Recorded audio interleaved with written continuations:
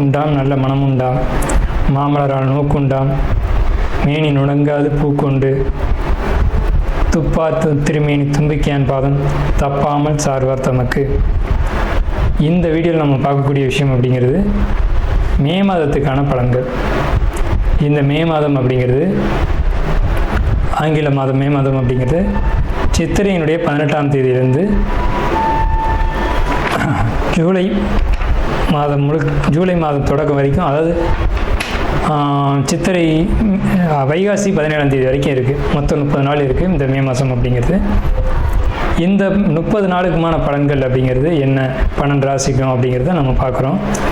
முதல்ல இந்த சித்திரையினுடைய விசேஷங்கள் என்ன அப்படிங்கிறத பார்ப்போம்.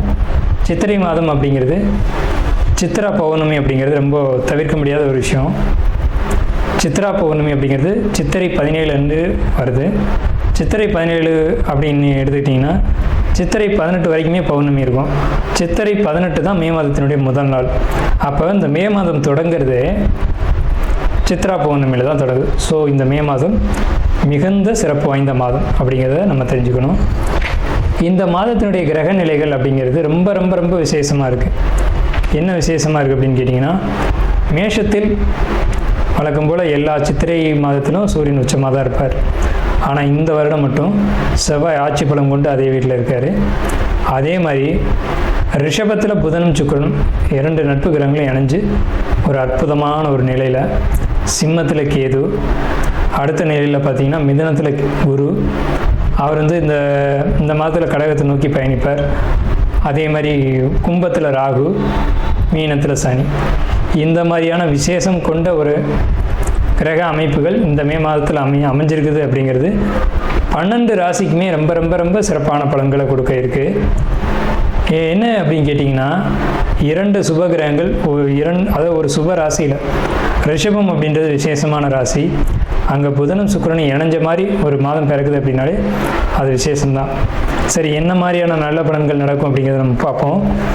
இந்த சித்ரா பௌர்ணமியினுடைய விசேஷங்கள் என்ன அப்படின்னு பார்த்தீங்கன்னா, சித்ரா பௌர்ணமி அன்னைக்கு தான் சித்திரகுப்தனுடைய வழிபாடு நடக்கும்.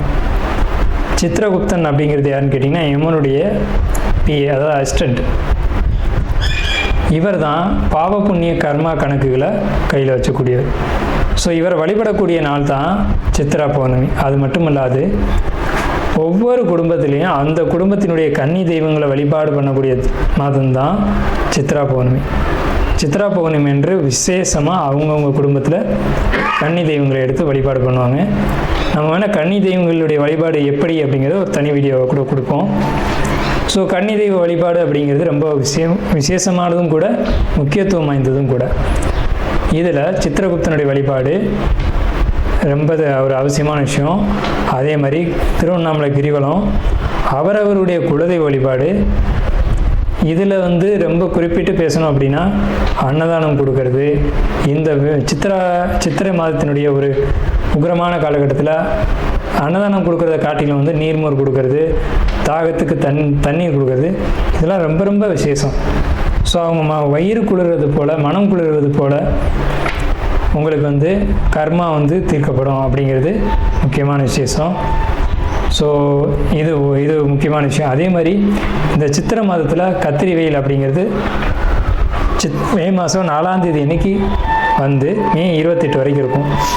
இந்த 25 நாட்களும் மக்கள் அதிகப்படியாக யாரும் வெளியில் வராமலும்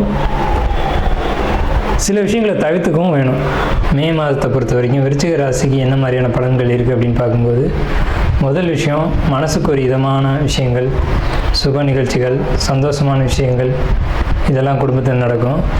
இதெல்லாம் இந்த மாதத்தில் கண்டிப்பாக நடக்கும். பெரிய தொகைகளை கையாள வேண்டிய ஒரு மாதமாக இது இருக்கும். பெரிய பெரிய அமௌண்ட் கையில் பொருளும். அதே மாதிரி நகைகள் வாங்கக்கூடிய அமைப்பும், நகையை பர்ச்சேஸ் பண்ணக்கூடிய காலகட்டங்கள், ஆபரணங்கள் வாங்கிறது, அதே மாதிரி அணியிறது, இது மாதிரியான விஷயங்களும் லக்ஸரியான பொருட்களை வாங்கி அணுகக்கூடிய ஒரு மாதமாக இருக்கும். மனசுக்குள்ளே ஒரு இனம் புரியாத கவலையும் தென்படும். அது சொல்லவும் வெளிப்படுத்தவும் மாட்டீங்க. இருதயம் சம்மந்தப்பட்ட விஷயங்களில் நீங்கள் ரொம்ப கவனமாக இருக்கிறது அப்படிங்கிறது ரொம்ப முக்கியம். உடல்நிலையில் கவனம் செலுத்தணும். மன அழுத்தங்கள் வருவதற்கான சூழ்நிலைகளோ அதுக்கான ஒரு அமைப்புகளோ நிச்சயம் இருக்கும். நீங்கள் மனம் அழுத்தம் வராத அளவுக்கு பார்த்துக்கணும். நுரையீரல் இருதயம் சம்மந்தப்பட்ட பாதிப்புகளுக்கு இடம் உண்டு.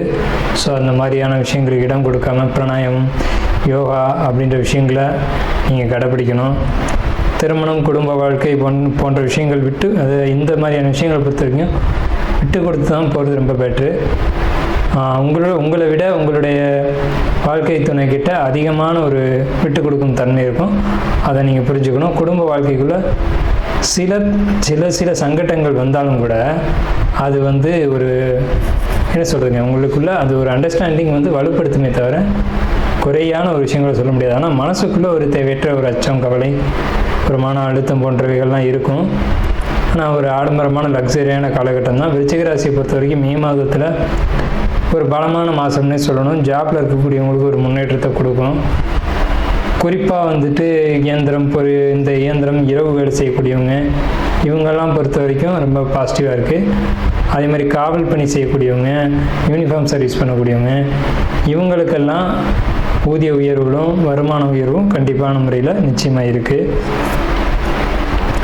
தொழில் சம்மந்தப்பட்ட வகையில் தொழில் பண்ணக்கூடியவங்களை பொறுத்த வரைக்கும் சில சிக்கல்களையும் சங்கடங்களையும் தொழிலில் சட்ட ரீதியாக சந்திக்க வேண்டி வரும்.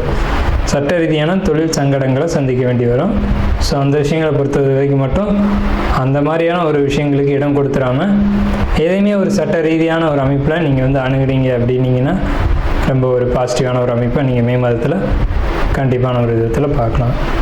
நாம் இதுவரைக்கும் பார்த்த ராசி பலன்கள் எல்லாமே பொதுவான ராசி பலன்கள் தான், 12 ராசிக்குமே. இப்போது உங்களுடைய தனிப்பட்ட பிறப்பு ஜாதகம் அப்படிங்கிறது உங்கள் ஜாதகத்தில் தனிப்பட்ட பலன்களை கையில் வச்சுருக்கோம். உங்களுக்கு ஜோதிடம் சம்பந்தமான சந்தேகங்கள் இருந்தாலும் சரி, அல்லது ஜோதிடம் பார்க்கணும் அப்படின்ற எண்ணங்கள் இருந்தாலும் சரி, இல்லை ஜோதிடத்தில் சந்தேகம் இருக்குன்னு நீங்கள் நினச்சாலும் சரி, நம்ம நம்பர் கீழே ஸ்க்ரீனில் தெரியுது. அந்த நம்பருக்கு கான்டாக்ட் பண்ணி நீங்கள் எந்த நேரத்தில் வேணாலும் நம்மக்கிட்ட பேசலாம். இல்லை ஜாதகம் பார்க்கணும் அப்படின்னாலும் நீங்கள் அப்பாயின்மெண்ட் வாங்கிட்டு எப்போ வேணாலும் நம்மளை கான்டாக்ட் பண்ணி ஜாதகம் பார்த்துக்கலாம். நன்றியும் வாழ்த்துக்களும். வாழ்க வளமுடன்.